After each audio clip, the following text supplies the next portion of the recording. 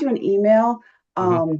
So we'll start the meeting, but I just sent you an email with the recommendations, a draft copy of recommendations with some comments in it. Could you put that on the screen and then I'll talk it through with the people When did you online? send it? Just a second ago. Okay. When I get it, I'll put it up. Thank you. Hello, everyone. I'd like to open the meeting for Regulations and Legal Subcommittee for the Sewage Discussion Group.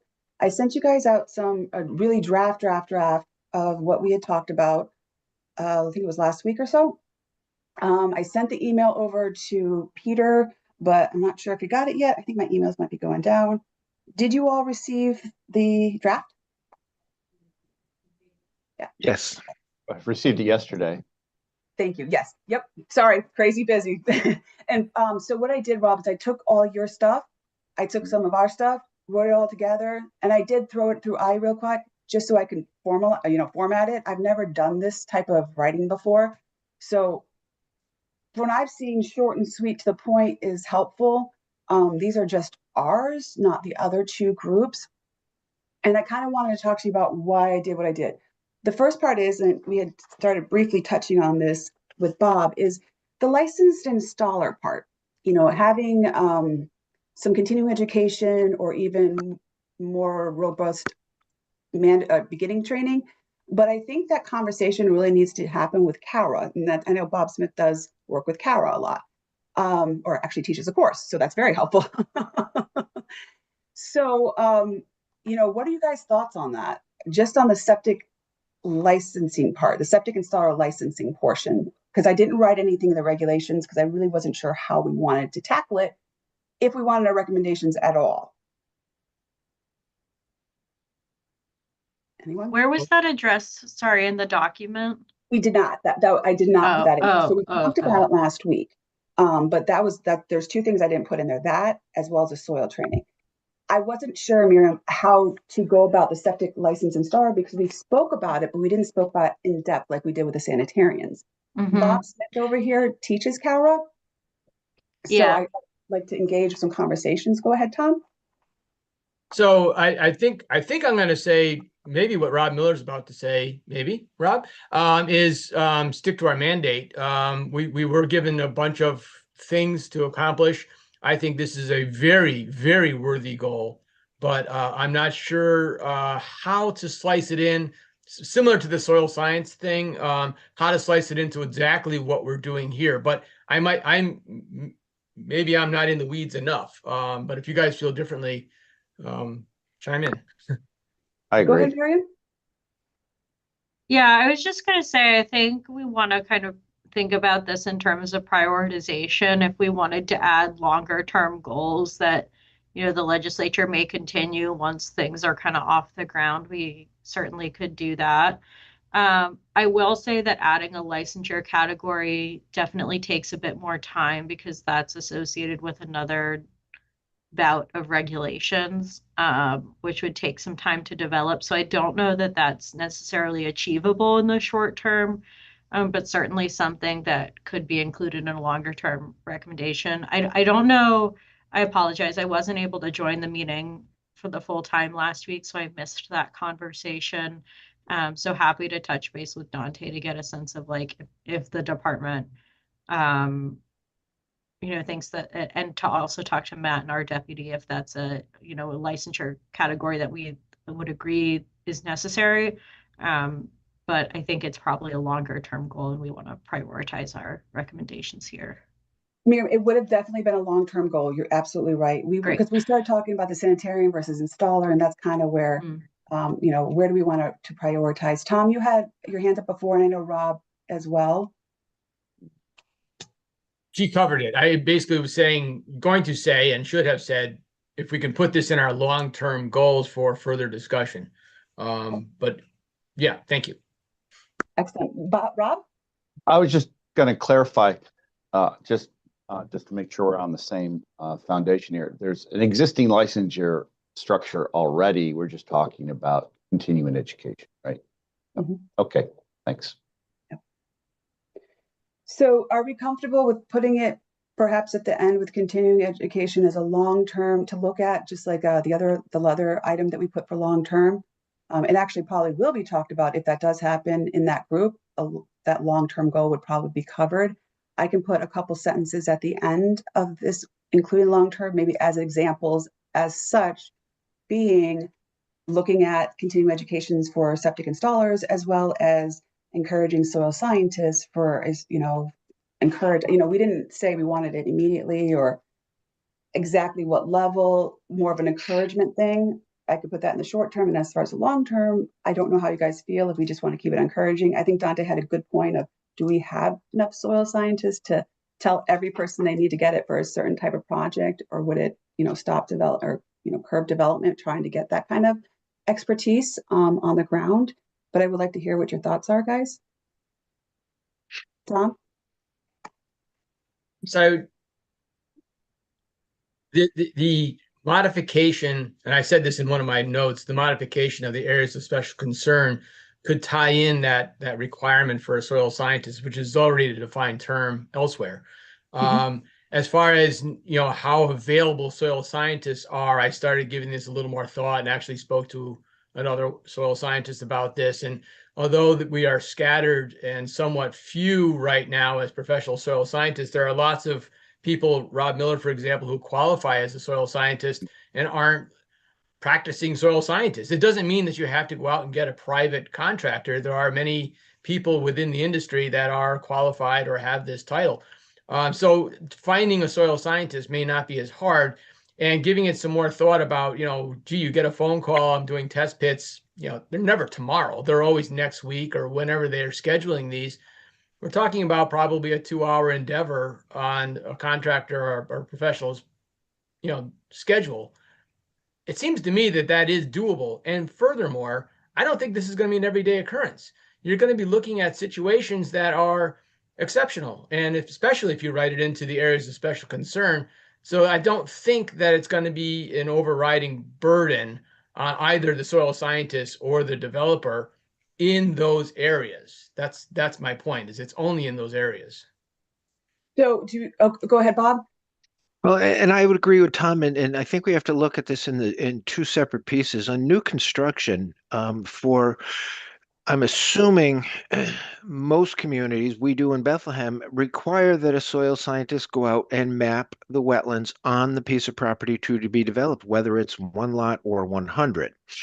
So new construction, it's pretty much a foregone conclusion, and scheduling soil scientists to be out there. Soil scientist says, look, I'm going to be out there flagging wetlands for 3 days. Can you plan your test holes around me?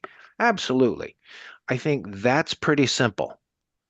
The septic repair, as I say, we're not transplanting kidneys. It's not impossible. I think it's leave it. It's already in there that if a sanitarian doesn't feel comfortable and there's nobody on their staff who feels comfortable. So a young sanitarian fresh out of training may look at this and not be so confident, but used to be able to go to a chief and say, you know what, can you come back? Can you meet me, or call me up and say, can you meet me out here right away? I've got an issue with these soil tests, or we'll have to reschedule, and bring somebody with more experience out there.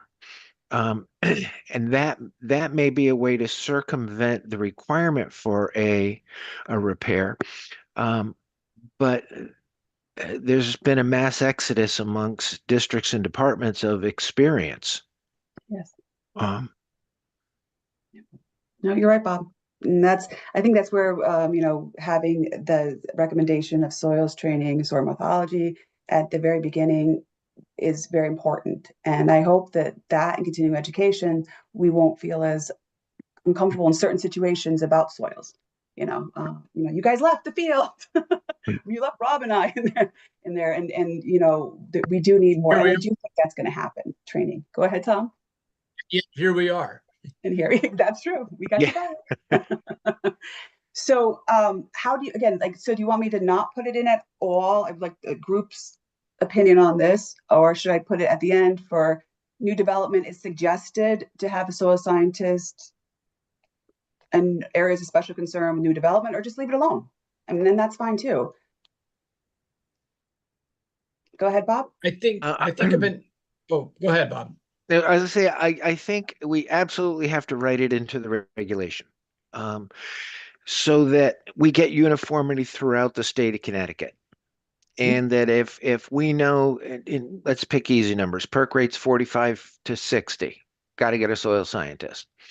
Perk rates greater than 30, somewhere between 30 and 60, got to get a soil scientist. Jespercott, I believe still does, but used to say you had to get a soil scientist if you did soil testing within this period of time. And it was typically summertime when groundwater conditions were low.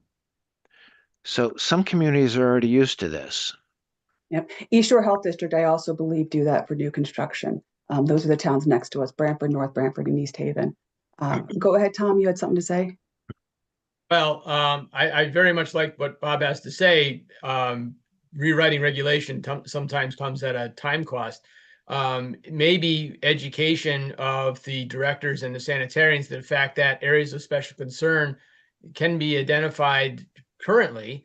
And if you are uncomfortable, you already can call a soil scientist. So in the interim, until we get regulation really firmed up, and I fully support that, this re-education or re-awareness of everybody in the field that this is already available to you.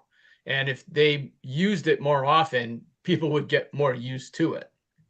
And you got a good point, because down here on the shoreline, they just bring them all the time. Now we don't even ask in a lot of cases. Go ahead, Rob. So, I mean, my feeling on this is that, at least our experience here, is that if it's complicated, and there can be a number of factors that can add to complications, soil site condition, soil conditions are just one. Then, and it's a controversial site, lots of people are interested, high consequence decision, and you need at least what is potentially perceived as an objective third person in there to back up the decision. Then under those circumstances, yes, sure, soil scientists. In our case, those are relatively rare circumstances, because we've got lots of experience in house. But so I think it's more than just specific, soil conditions under which would necessarily trigger. And so in my mind, I think it really needs to remain at the discretion of the local health department, under which a soil scientist would be appropriate to support a decision. And with that said, I don't think it's necessarily unreasonable to put something kind of in long term, saying that further exploration of the integration of soil scientists in the decision making of site conditions, something like that may be appropriate. But in the near term, I really don't think it's. I like that. Further exploration and integrated site. Yeah, I like that, Rob. I wrote it down while you said it this time too. Go ahead, Bob, and then Tom. Okay, just kind of dovetailing off what Tom said, areas of special concern are in the public health code section of the book. And so now is the time to address this, because we've seen the process that is required to make any changes to the public health code. Technical standard changes are easy. That's Matt. This, and I don't know if there's somebody that can tell me when this was last updated, this section, the public health code section of the technical standards, when was that last updated? It's rare that we get up in front of the microphone. Are you talking about the draft regulations, Bob, No, or the existing regs? The existing Oh, that one. was probably a long time ago. But so go ahead, Sonia. I'm sorry. So I know the only reason why I know this is because of 7,500 gallons per day. So I think it was updated for some Scribner errors and the 7,500 gallons per day. And Miriam, the only reason why I know that is because we were involved in some AT funding down here in passive nitrogen reduction systems, PNR systems.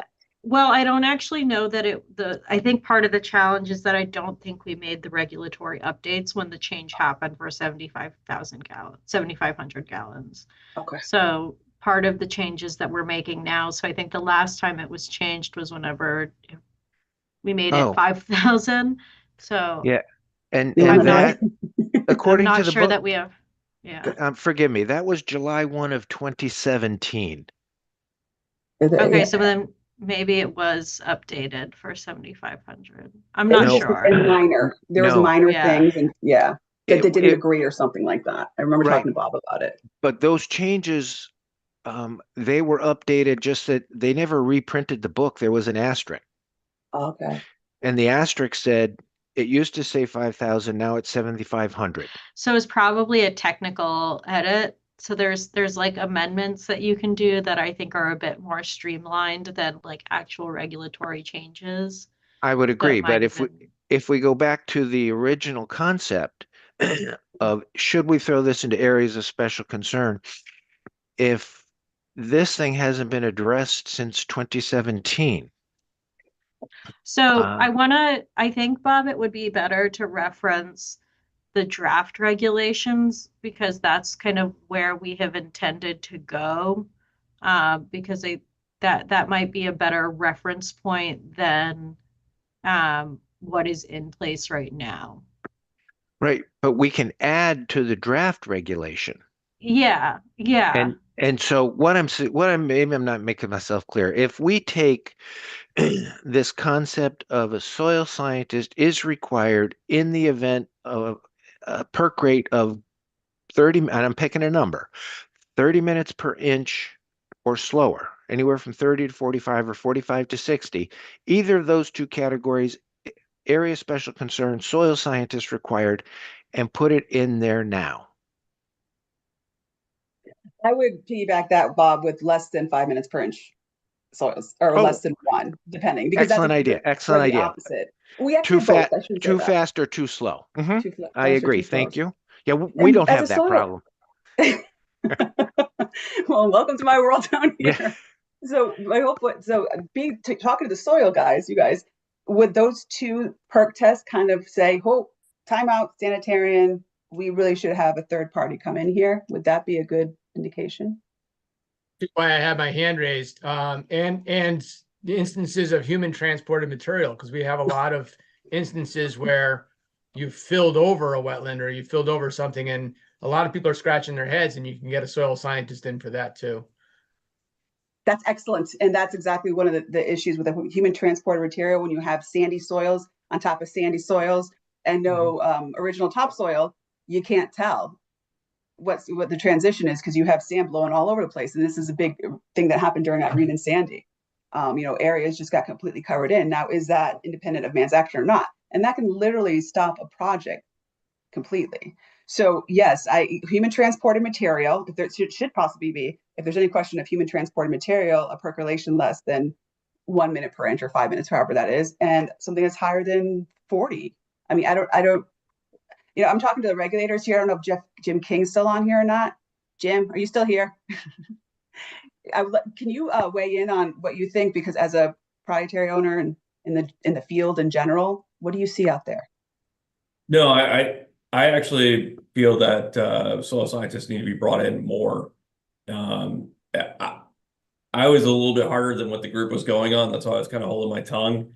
I'd like to see soil scientists be a part of our site investigations prior, especially whether it's a repair or new. I have no preference on the system. I think a soil scientist is a great asset to the designer and to the regulatory committee or group because that professionalism of identifying the soils, understanding where the water tables are and what will happen underneath that installed septic system, I think that the value's there. We're talking, and I believe Tom, correct me if I'm wrong, someone asked you the last meeting how much it would cost here to have a soil investigation come, and I think you said 900. Correct me if I have that wrong or somewhere around there. I think most of us walk out the door for around $800 just to do a project. So yeah, I would, Insurance policy. and we're not doing, crashing through the underbrush and flagging wetlands, which is significantly more difficult than standing next to a tractor and looking at some test holes. So there might Yeah, be some economy there. I think the insurance, especially when, as I said, I think it should be for all sites, all systems. So I am definitely I think I sound like the outlier here. So just bringing them on, I think is a great asset. And to the point earlier, there aren't many of them in the state. Well, it's because they're not being called for. If we have a calling for it, the jobs will become there. So it may take a little time, but people become that. So that's my opinion. It's excellent point, Jim. And you work all over the Connecticut and all over the country, so it's good to know that we're at least on the right, going towards the right page. Go ahead, Rob, then Tom, then Bob. Sure. So, I mean, I think, well, one of the, I think the primary, concerns I think, expressed, is, the gap in training, site evaluations, things of that nature. And so if that's, appropriately designed, structured, and implemented, then I think that will address some of, I think, what we see in terms of inconsistencies in soil evaluations out there, which would mitigate, potentially mitigate the need for soil scientists, certainly on every site. The other piece of this is that if you put a standard, if you put, an extremely fast or extremely slow trigger to mandate a soil scientist, in my mind, you'd have to get granular with that piece, because then potentially you'd lose the authority to require soil scientists, or the implied authority for those other conditions, which are still high consequence, which still need somebody in there to support a decision. If the local health department feels like that's necessary, but I'm not saying that's a huge barrier. But the other piece of this is that, to me anyway, it's really all about what an agency is comfortable in terms of defending in a position that they may take at a site. Because if there's a potential, a lawsuit, or somebody's going to, or there's a community involvement and stakeholders that are concerned about the development, then it's really all about what the local public health authority is comfortable with defending, and the case they've made for their situation. And so in my mind, that's our approach to many of these situations in which we consider it a good idea to bring in a soil scientist. But like I said, in the near term, I think our experience is that things have been going fine. Long term, exploring the idea is reasonable. Thank you. Go ahead, Tom, and then Bob. And Bob was first. oh, sorry, Bob. I want to apologize that I was hoping to have in time for this meeting some discussion about the soil evaluator concept that Massachusetts is using, which might help some of this. If we had someone in between that's been trained to a level that satisfies everybody, but not necessarily hiring a soil scientist. So I plan on looking into that, and I know we're out of time, but I think that putting something similar to that, or exploring that, would be important, and dovetailing the more intensive training. And not every, the CHOP course is not limited to sanitarians. We invite engineers and installers to that. So if that coursework was more readily available in a timely fashion, I think we would also eliminate or help alleviate some of these issues. Just my 2 cents on that. Okay, good. Okay, go ahead, Bob. Thank you, Tom. We were having the discussion we had earlier that technically correct language is naturally occurring soil. We're talking about man-made, or there was some human intervention or something as part of that definition. But if we're going to write something, that's the verbiage we want to be sure we use.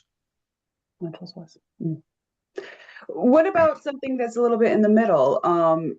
At the discretion of a sanitarian, keep that, because when you guys answered all that, that pretty much was the one that was the highest that everyone had consensus towards, the way it is now. And encouraging education during the initial training and stuff to, it's okay to have a soil scientist. It's not saying that you don't know what you're doing. We encourage them type stuff.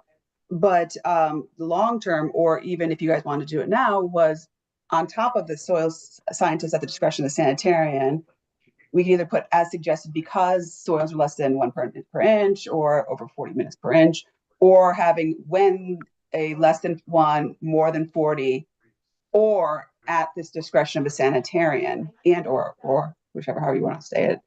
What do you guys think of that? Go ahead, Tom. I just want to reemphasize that simply saying areas of special concern, I think would cover, I think it covers all of your concerns. So instead of enumerating these things, simply say areas of special concern, and then Bob's looking right now just to make sure all those things are in there. If so, we're good. If not, add them. And now we have a code section to fall right back onto where it requires or suggests the soil scientist. Okay, go ahead, Bob. And I think then the question would be after Bob goes, do we want to put as recommendation or shall in that category? Go ahead, Bob. Okay, existing regulation special concern talks about faster than 1 inch per minute. And it also says slower than 30 minutes per inch. And if we're going to change this regulation, we should actually change that language so that it's correct. It's minutes per inch, not inch per minute. So where I'm going with this is that if we're going to require it for a specific perk rate, and Sonia, you thought 5 minutes. Only or because that ties faster. back into 24 inches to groundwater in these areas. So if it's less than 5 minutes per inch, I know you guys retired, but they did. Now it's not just less than 1, it's less than 5 for areas like Okay. ours.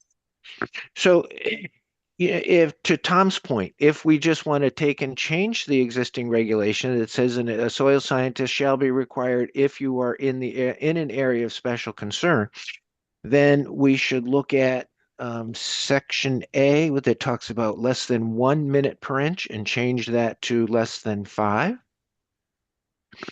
And if we're trying to ease on into this and keep housing affordable, do we want to say that it's required at 45 or leave it at 30?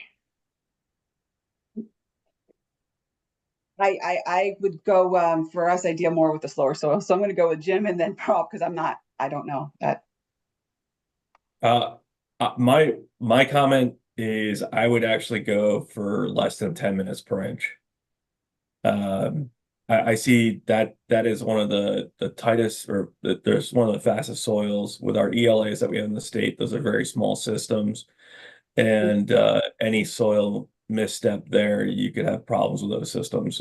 That's just my recommendation, less than 10. Thank you, Jim. Thank you. Go ahead, Rob. So I think we just need to be careful when we're kind of reviewing these specific threshold triggers. Ideally, as part of the charge of the group, is to have some science behind these recommendations. And so, we want to avoid being perceived as arbitrarily picking these things. So we would, if we're going to go there, then we really got to think about the science too. That's a good point. It's almost like a placeholder until something like a more of a, codes or standards or whatnot gets together. We can actually hammer down that science. That's a good point, Rob. Go ahead, Tom. Started looking into the science of that and trying to gather some papers. You may recall that from about a month ago, and they were mostly studies on infiltration and exfiltration of sewer systems. I couldn't get anybody that actually studied septic systems, perk rates, and nitrogen transport in fast soils.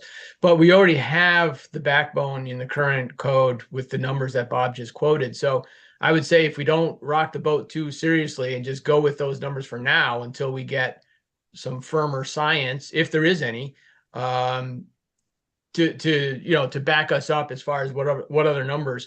But I also don't want to neglect high groundwater tables and shallow ledge sites. So I thought that those fell into the areas of special concern as well, but they probably just are regulated.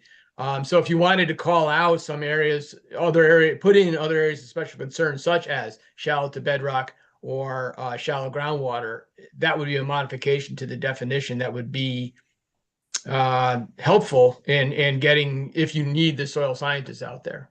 I'm kind of rambling, but I think you know what I'm trying to say. Absolutely. Go ahead, Jim, and then Bob. Thank you, Tom. I think the justification for what I just mentioned, that less than 10, would be the denitrification paper that looked at the Long Island soils, the fast perking soils, and the nitrogen impact in the estuaries. That would definitely, and that's the reason for the less than 10. We know it's going quicker to the water table. Those can cause the most environmental impact if the fast soils are not getting proper treatment to the water table. So that's where I would go with that. Thank you, Jim. Go ahead, Bob. Yes, area of special concern, Tom, to your point, maximum groundwater less than 3 feet below ground surface and ledge rock less than 5 feet. So it's in there.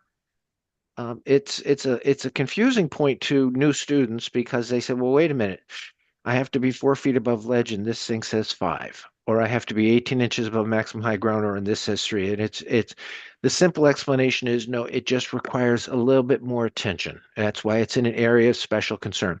So those two things are already in there, and that's it. No. Yeah, that's a good point because area of special concerns and new development. I mean, people are spending thousands and thousands and thousands of dollars on development, tens and 20s, hundreds of thousands of dollars on these systems. You know, having a soil scientist out there in the beginning, if they'd be flagging out wetlands anyway for a new development, it just makes sense. But how we put this in the code is, or in the our recommendations for the regulations, I don't know. I like the less than 10, Jim, but I know that I have a feeling that we'll have a lot of pushback on here. However, that being said, the WPCA and the ordinances down on the shoreline, I'm liking that you said that, Jim, because I will talk to others about that on the shoreline because we are sandy soils that are very quick going into the sound and again under consent order. So I have a feeling that we could be more stringent but not contradict. But as far as this goes, Miriam, go ahead and then I'll finish my thought. Oh, no, finish and then I'll. I would just say versus recommendation versus require and tying it to areas of special concern. Because now that we have this written up, we got one more point to put in there because we're going to keep the licensure and installer stuff to the side, maybe put like a possibility at the very end. But for long term, but for this one, shall we do recommendation versus shall areas of special concern or tie it to perk rate? So those are like kind of the 4 options. Go ahead, Miriam. I was just going to flag too that in terms of like, sensitive areas, one thing that we had agreed to change in the regs when we were negotiating all of this last session was to consider shoreline areas and non-shoreline areas differently. And so I think that's something to consider as a recommendation here of saying like, for shoreline, this would be the standard, for non-shoreline, this would be the standard. And that's something that we had agreed to previously. So I think that could fit well into the recommendations here. Protect, maybe say something like in nitrogen sensitive areas, a soil scientist is required if less than, sorry, Jim, we'll go to 10 at one point, less than 5 minutes per inch or 1 minute per inch. How do you guys feel about that? I mean, it cuts out the other areas of special concern, meaning slower perk rates, but us on the shoreline, we'd be happy with that. However, in other areas of Guilford, maybe not so much. What do you guys think over there for the 30 minutes? Go ahead, Tom. One of my red comments in the letter that we haven't even gotten to yet was tidal influenced soils. So if you added areas of special concern and simply added the words tidally influenced soils, you probably would capture a lot of your issues, and that includes right up through the Connecticut River to Hartford. So that alone probably would capture a lot of your areas of special concern and include them as a code area of special concern. So maybe we just want to hit up that part right now, tidally influenced, nitrogen sensitive, requiring a soil scientist for new construction, there's new development, and then the rest of the stuff would be a technical standards conversation going forward. Go ahead, Rob, maybe just. Yeah, I like Miriam's idea regarding tidally influenced areas. That makes sense. I just, the other piece of this, I think, just, and we want to kind of keep in mind, and I want to just insert into this discussion at this point, is that under areas of special concern, professional engineer designs are required, and and professional engineers, not all the time, but sometimes hire soil scientists in challenging sites if they don't have the experience themselves to look at sites. And we can, as another tool in our toolbox, always require the professional engineer certify the installation of the system as another layer of regulatory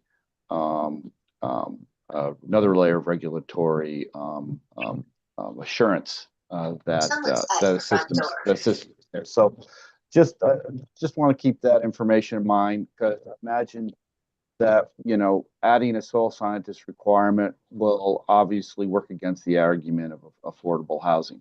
That being said, I think the tidal influenced areas is a good idea, and maybe exploring down the road at a longer recommendation other factors in which it would be appropriate to require soil science. Thank you, Rob. The only thing I would say about that, though, is that when sometimes in our area, when they miss the soils, it could add a lot of money onto a project that may not have been needed. So there is that part of development that may be a better cost. You have a couple hundred or less than $1,000 could potentially add on like $30,000 into a system down here. But again, that's more because of the sandy soils and missing it. Go ahead, Bob. Yeah, I defer to you on the shoreline stuff. Thanks, Rob. I refer to you on the upland stuff. Go ahead, Bob. I understand and support both those tidal influence and shoreline community. Although, is there a definition of what constitutes shoreline? No, so maybe tidally influenced as well as nitrogen sensitive areas of special concern. What about those two categories? And whenever an sanitarian thinks it's complex, because that was kind of like the one that's already there, probably just want to call it out a little more. It's basically a sanitarian's decision on whether or not they need a soil scientist. Okay, and our language has to be specific in the, with punctuation, in that it's tidally influenced, but it's not nitrogen sensitive. So it's got to be an either or. Well, I would say, or not necessarily have to be both, I guess, is really what I'm saying. Correct. Okay. Yeah. So put nitrogen sensitive or tidally influenced. And are we going to say shoreline? Well, that's that. I mean, it affects the shoreline more than anything else. But I think Tom had a good point with the tidally influenced, putting that part in because of the river, right? Okay. Tom? Yeah, that was something that we had considered as like near a body of water because of the Connecticut River. But then it got into the question around like lakes and ponds. So it does get a little more complicated. So I think that's something wetlands. We wanted to make sure that was a big one, was the wetlands. So I think we kind of basically said, sorry, not shoreline, but like close to water. Okay. So I think that's definitely something that we would want to refine. But wetlands is really big, and I'm not educated enough to know about lakes and ponds.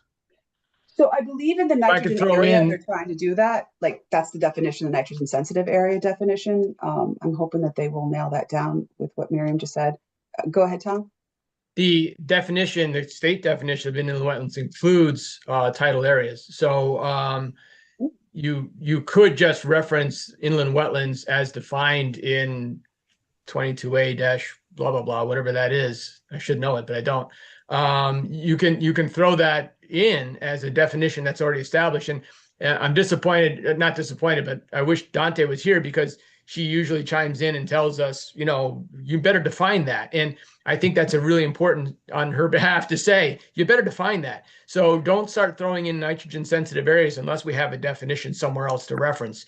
Don't throw in we did have influenced until we have that. Let's inland wetlands. I think Miriam makes an excellent point. We already have a definition of inland wetlands, and it includes shoreline. So let's incorporate it. Yeah, so that's the definition we already have and we're comfortable with. we should use it because it's one less thing to negotiate too. Okay, so how do we want to put it then? Anyone? Tidally influence, well, we don't know what the nitrogen sensitive area is going to be by their definition from the other group yet. Hopefully we'll find that out today. Tidally influence, open water course. I'm like 100% with the open water course, tidally influence. I didn't really know that about the statute you were referring to, Tom. That makes a lot of sense though. So maybe it could just be that section that, if this, because all we're asking for is a soil scientist. We're not asking for like crazy stuff here. We're already asking for an engineer on these anyway. And a soil scientist most likely will be part of the development project in the first place. So I'm fine with that. Bob, go ahead. I think what we're looking for is in a wetlands regulated area. Because what that does is that leaves it up to the individual town. Here in Bethlehem, we're 100 feet from wetlands and 150 feet from open water is a regulated area. I think, correct me if I'm wrong, Tom, is it Bristol regulates 600 feet from a wetland? It's either Bristol or Burlington. Burlington has that. Yeah. Burlington. Okay, right district, wrong town. So if we're going to say in a wetland, that's already in special area of special concern. But if we're going to say in a regulated area, it's going to help define where we're supposed to be looking. What it does do is but it doesn't do is make it uniform throughout the state of Connecticut in that I go to Goshen and look at inland wetlands. I go to Bethlehem and I look at inland wetlands regulated area. I go to Burlington and look at inland wetlands regulated area. They're all different. And is there science behind it? Not at 600 feet, there's not. Bob, so that's actually a conversation that they were having in nitrogen environment. I was at that meeting. I know they're trying to figure out because it was a question on what is that regulated area? Is 100 feet, 150 feet, and you're right, Bob. Some people are 300, some people are 25. Like that's what we're talking about, the inconsistency or the differences between towns. So I believe what they were talking about in nitrogen environment was establishing a fixed number. I'm just throwing this out in the air, but 50 feet. So like per the regulations in our Connecticut Health Code stuff, if it says that amount, then it should be that amount for what we're basing our stuff on. If you're a town, it might be different. In the town, yeah, that's something you're going to have to satisfy for inland wetlands, right? Go ahead, Bob. No, I disagree. Torrington Area Health District years ago had a mandatory 75-foot setback from wetlands, different than regulated area. It was a setback and you could not look at anything less than that. And we actually did away with that because each town had its own regulated area. So we deferred to the local inland wetlands agency to figure out and regulate. And again, that's going to what changes from town to town. I'm just saying I was on the meeting. I didn't say either way on my own part. But I did bring up the same thing that you did, Bob, because in one town it could be then developers need to know when they come into a town whether a property can be developed or not. And if you, I don't say late at the game, or they don't know the town's regulations, it could be 300 feet. Inland wetlands is going to evaluate no matter what they do. I believe they have the ability to do that. But for us as sanitarians, we want as prescriptive as possible when it comes to stuff like this. Inland wetlands, absolutely, for environmental protection, yeah. But that's not our fight too. I don't want to be in that fight.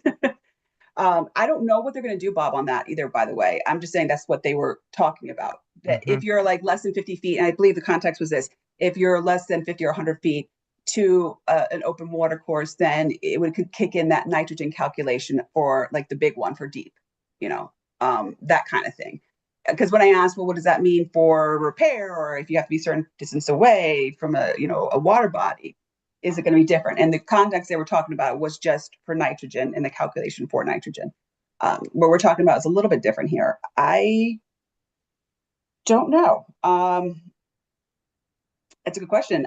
We only have like 16, 15 minutes left, guys. So we should just kind of make a decision on whether we want to put it in to the regulations or recommend to put it in the regulations.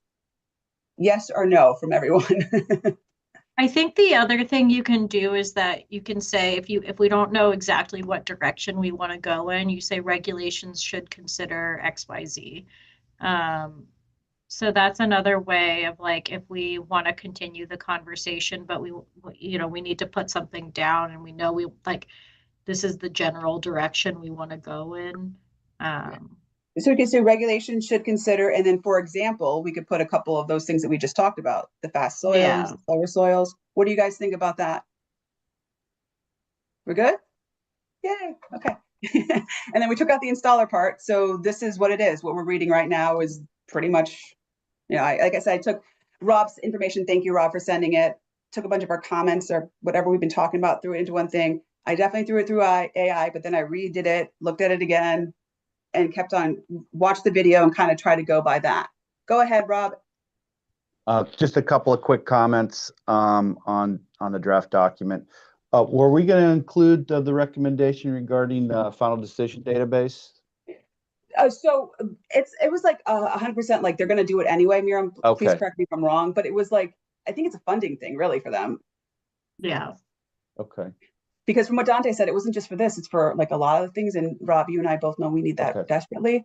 So it sounds like everybody understands that. So did you guys want me to put a line in there? It sounds like they're going to do it no matter what. You could put a line in. I need to check and see if it's funded. The recommendation could be to expedite it, or I don't know. Or it could just be a notion of support.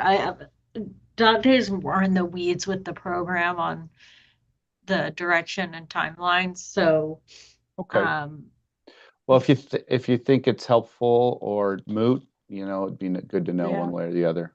We could put a long-term suggestion to I would say long-term because you guys are already doing it, but long-term suggestion, we give support of DPH doing XYZ, and hopefully, and the funding group should really be talking about the funding stuff. And But you have to do it within available money too. I get it, Miriam. Yeah. So we'll just do, I could throw that at the end. Just, the only other Rob? comment, the only other Go ahead, comment, Rob. the only other comment I had was just to kind of be consistent in the framework of the document. I mean, we have good arguments in there for to fill in the training gap, but we don't seem to take the same approach to providing an argument for formalizing the CAC. So I think we need a paragraph or two in that too. You want some more information on the code Well, I mean, we advisory? just don't make the argument for it. I mean, there's a sentence at the beginning, executive summary, but after that, we don't say anything again until kind of throw the recommendation in there. Okay, I'll put something at the end, and that's a great point, Rob. We do it for the training. We identify the issue and make an argument, but we don't do that for the formalization of the CAC. Absolutely, I'll put a sentence in there in the executive, and towards the end, it was we're telling you we don't know, that we think you should research it more. So I can definitely put it with sentence in there, and as well as the issue. I'll take a look at it more, Rob, and see exactly where I can put that in and send that over to you guys with that in the soils one. Okay. Does anyone have any other comments, questions on this document? No? So I'm just going to go back to this, guys. I'm going to put the two sentences in, Rob, exactly what you said, talked about putting the code advisory versus code standards. Put a little sentence in there for supporting funding for that, what we had talked about, and I'll get that language from when we had the survey about making sure that they have enough money for appeals, or not appeals process, making sure they have a database for these things to be checked. And then as far as the soil sciences stuff, we're going to, oh my gosh, of course I wrote that stuff. Oh, there it is. In areas, not in the areas of special concern, we're going to use a wetlands definition. Is that what we ended up going, guys? I'm sorry, I wrote down, I can't read my handwriting now.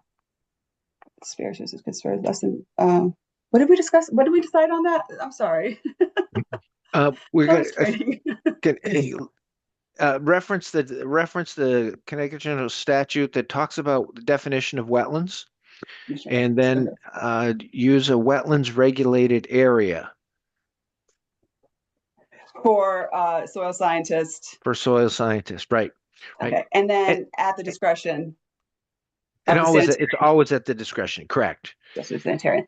But and if we get pushback on that, you can go to do a development in a town that has zoning and very strict zoning. You can come to Bethlehem that has no zoning. It's just you're dealing with different regulatory bodies in different towns. It happens. The Mhm. building code has one code. It's unique and it's specific throughout the entire state. We can't completely model that. No, you're right. You're right. I like that, Bob. I'll fit these sentences in. I'm going to try to get to it in the next hour or two. We have a meeting at 2:30. Are you guys comfortable with me going over this and what we discussed about? I'm going to try to put those sentences in, and I will try to get to you before. Not sure how long before the next meeting, but I will try to get to you for the next meeting.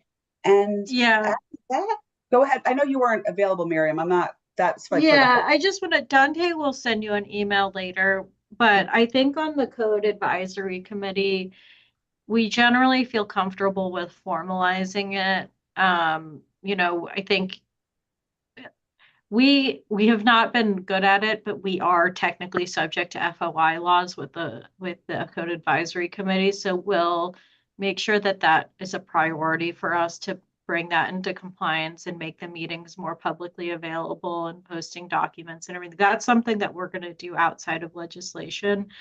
I think, and I didn't see this in the recommendations that you drafted, but I haven't had time to go through them in detail. We would be opposed to the code advisory committee having any sense of like authority where they could vote in or out certain recommendations. That's kind of not something that we have done in our regulatory practices and not something that we would feel comfortable with. And then we also, the code advisory committee historically, at least on this iteration of the regs, was fairly quiet in terms of submitting public comment. Having said that, that could also be a communication challenge. We did circulate the proposed technical standards when we circulated the reg at the same time, and we sent that to the advisory committee. But who knows who's checking email? It's a lot to read, etc. So I just want to kind of flag where the department's willing to go on that and where we may have some sticking points. I'm pretty sure we did not put that in for the like Okay. making it a I decision. know there's other groups are considering that though. So just want to flag that our recommendation on the code advisory committee, if that's the case, is going to conflict with the recommendations from like the process and funding. And and Miriam, I want to say, before the pandemic, we didn't have these issues. So I really think that Exactly. they really did have everything posted. I cannot say enough good things about the engineering program over there. They're amazing. Just understaffed. Yeah, exactly. Yeah, and we're going to get back on track with it and all that. But the other part is, and I didn't put anything for that, I'm pretty sure. But the one thing that we did is to explore codes and standards. And I know that that's why it was intentionally put vague. Not sure how that's going to go. It may not go anywhere. I don't know. But that's what's the whole point. Go ahead, Tom. Thank you, Miriam. My opinion is missing too is Bob's extensive work on the omissions and grammatical errors and references throughout the proposed code. When are we addressing that? So Bob and I were talking about that right before the meeting started. Yeah, so I'm going to send that over to Dante and Miriam. Just a heads up. There's a couple things that we found. We look at this stuff every single day. Bob teaches it. Yeah, so we can make those changes outside of this process. I'll send that over to you. I'll send it over to the group. I sent it before, but he did find some good things. And this is stuff that was probably from the 90s too. Sure. Oh yeah, sure. But the glaring one was that training section that is just a letter B and there's nothing there. Or the certification section. So I mean, really, guys, we got to make sure that gets addressed. Understood. And I made a promise to Siha that we would look into it. So I want that looked into. Yeah, and that's something too that like unfortunately maybe the wrong version got sent out. But let me send that to us. You're totally right, Tom, that needs to get addressed. And so I'll have the team take a look at it. Thank you. All right. We got 4 minutes left. I will see you guys at 2:30 if you're there. I will send this around to Miriam and Dante. I'll send that over to you guys. And then, Bob did it. He's great. Again, he teaches Kara, so I'm sure you can email directly with him. He's awesome. Thanks, Bob, for doing that. I definitely don't have an eye for that kind of stuff, so I'm very appreciative that someone does in this committee. So that's great. Do we have any other questions, concerns? Are we good? Anyone bringing up anything fun? No? All right. I think we hammered everything down. We really are getting closing in on this. Thank you, guys. I will see you at 2:30, and this meeting's Sure. adjourned. Thank you, Peter. Bye, guys.